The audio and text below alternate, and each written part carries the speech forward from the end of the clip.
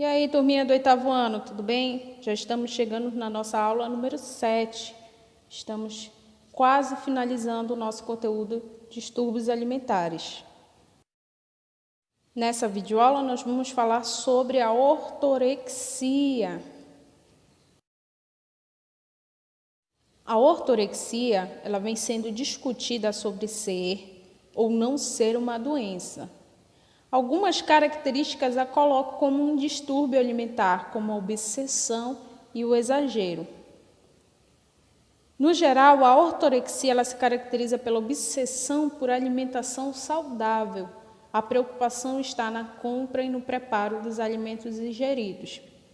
Gente, por que ela vem sendo discutida sobre ser ou não uma doença? Porque a pessoa que tem ortorexia, ela só se alimenta só tem uma alimentação saudável. Mas nesse caso, o que a coloca como um distúrbio é a obsessão por essa alimentação saudável. Então ela tem uma obsessão, um exagero na hora que ela vai comprar o alimento e na hora que ela vai preparar esse alimento. Temos então as duas imagens que mostram uma pessoa com ortorexia. Então, ela analisa minuciosamente o que vai ingerir. Tá? Uma alimentação saudável, sim. Ela come salada, sim, mas não é qualquer salada.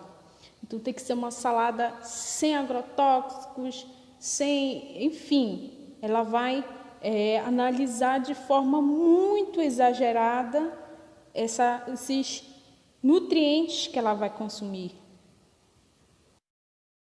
As possíveis causas da ortorexia se assemelham a outros distúrbios. Então, tem início onde? Na busca por um corpo perfeito, onde se vai adquirir hábitos alimentares, dietas restritivas, de alimentos considerados não saudáveis.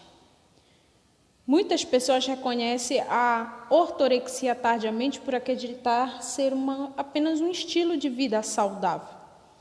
Então, a ortorexia, ela se inicia numa pessoa buscando ter um corpo perfeito, e aí ela vai buscar hábitos alimentares baseados numa alimentação restrita, sem consumo de alimentos não saudáveis. Até então, não há problema nenhum. É como vai se dando essa doença depois, Como com o passar do tempo ela vai começando a exagerar, a ter uma obsessão nessa dieta, nesses hábitos alimentares. Quando falarmos de sintomas da ortorexia, ela sempre vai girar em torno da obsessão. Então, gastar horas planejando o que vai comer. Quem não tem obsessão, tem a preocupação com o que vai comer, mas não gasta horas, planejando exatamente o que vai comer, como vai preparar. Então, estamos falando de horas, de exagero.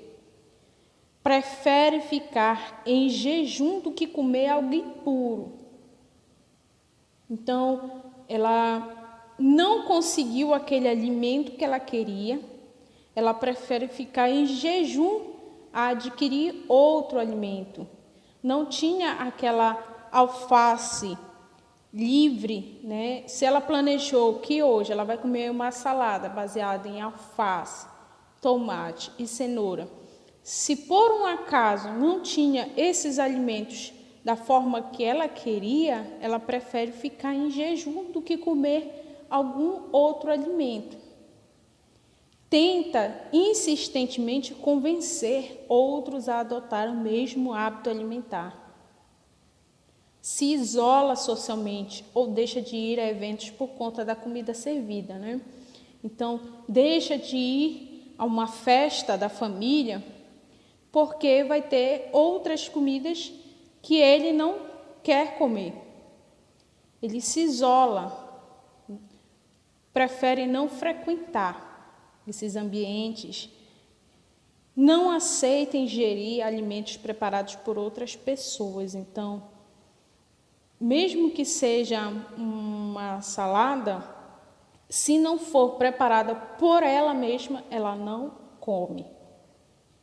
Deixa de consumir alimentos não considerados saudáveis.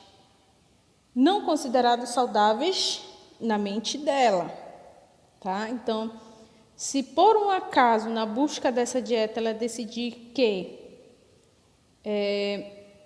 carne vermelha não é saudável, ela corta totalmente a carne vermelha. Se durante a dieta ela decidir que glúten não é saudável, então ela corta totalmente o glúten. E ler rótulos dos alimentos em todos os detalhes. Por isso que ela gasta horas. Porque quando ela vai comprar o alimento, ela procura ler perfeitamente, minuciosamente, cada rótulo daquele alimento que ela vai consumir, quantas calorias gasta, quantas não gasta, quanta quantidade de sódio, quanta quantidade de gordura, quanta quantidade de proteínas, de fibra.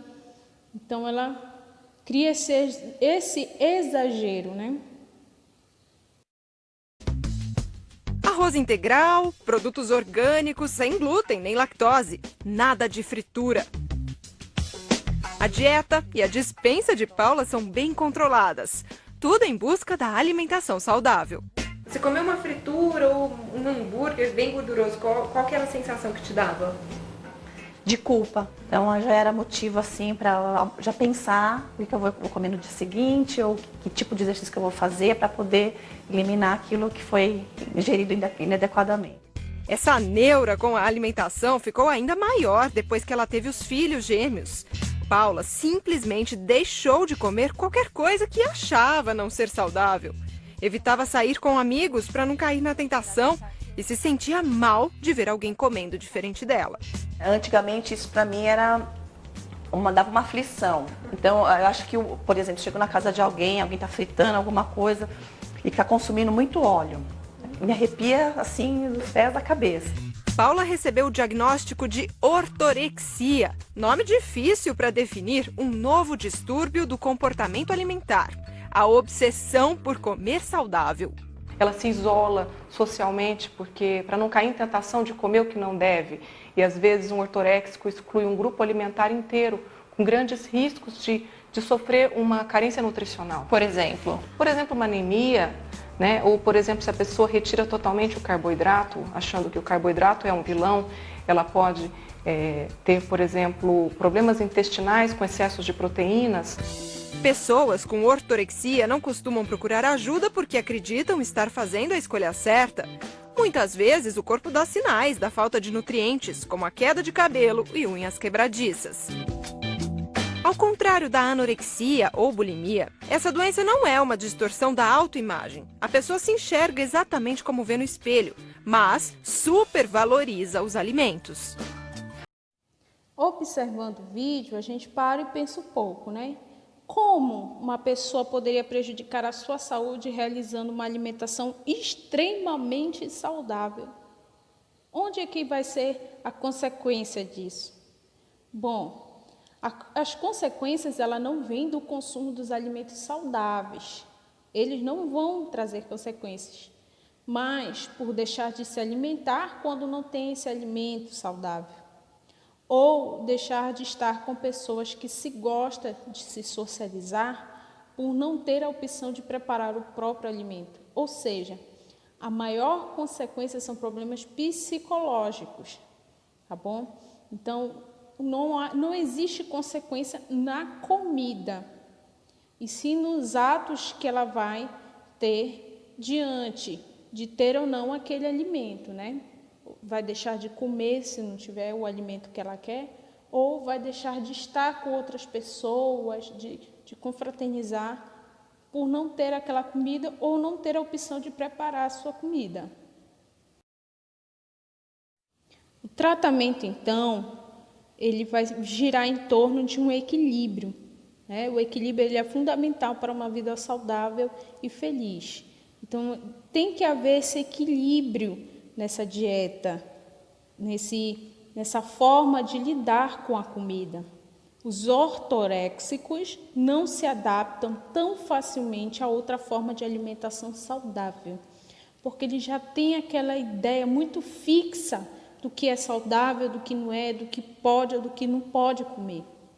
É necessário, então, um apoio psicológico e familiar, principalmente, para que essa pessoa possa retornar gradativamente a consumir alimentos que antes eram excluídos de sua alimentação. Mas, professora, ele só não excluiu alimentos não saudáveis de acordo com o que ele acredita ser não saudável, tá? Mas a gente sabe que tem muitos alimentos que são necessários para a nossa saúde. Nós precisamos consumir proteína, carnes, tá? Então, não tem como cortar totalmente, né, um alimento que tem ali o nutriente que o nosso corpo precisa. Então, ele precisa retornar gradativamente, ainda que pouco, consumir alimentos que ele havia excluído, mas que são necessários à nossa saúde. Bom, pessoal, finalizamos então a nossa videoaula número 7. Não esqueçam de entregar o trabalho de pesquisa junto com o segundo caderno de atividades. Beijos e até a nossa próxima videoaula.